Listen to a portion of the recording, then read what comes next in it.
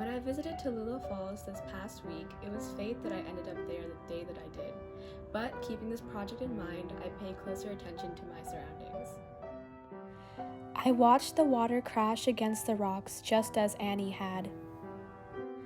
Dillard speaks about how the water from the river hurls in an arch just inches below the bridge that stood over it. I too watched as the river of the falls flowed rapidly under the suspension bridge strung over the wide opening of the gorge.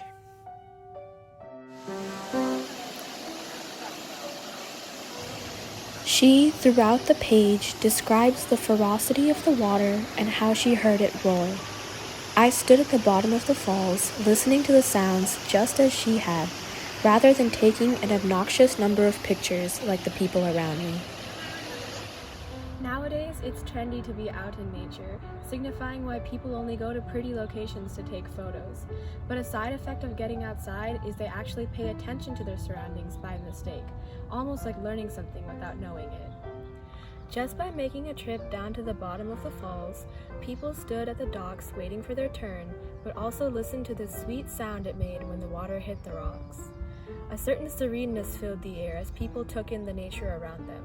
Not many words were exchanged. It held the prose of a unanimous connectivity that no one would outright know they needed, but received from the nature around them undifferentiated.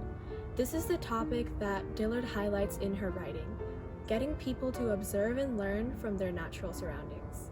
Today, I sat outside with not a cloud in the skies. Dillard speaks of this after the hurricane had passed through, symbolizing the peace that followed the wreckage. Dillard views the clouds as intrusive, as they are always looming over us and threatening to rain down on us. Dillard emphasizes the peace that nature provides us and associates the clear sky as a sign of a peaceful day. Dillard connects everything that nature provides to some meaning in our everyday life.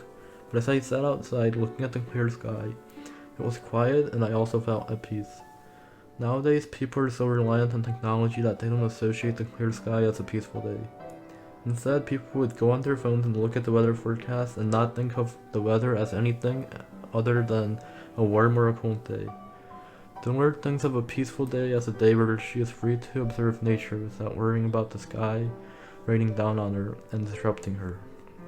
Unlike Dillard, who enjoys observing nature and not being disrupted by the cloudy or rainy days, we are more actively thinking about the new movie that comes out or the homework that's due, instead of looking around in nature and trying to figure out what it means. Even though people may not derive meanings from every aspect of nature like Dillard, we're all connected to nature as the sky spans across the globe and connects everyone. So after all, nature is part of us and will continue to be part of our everyday lives.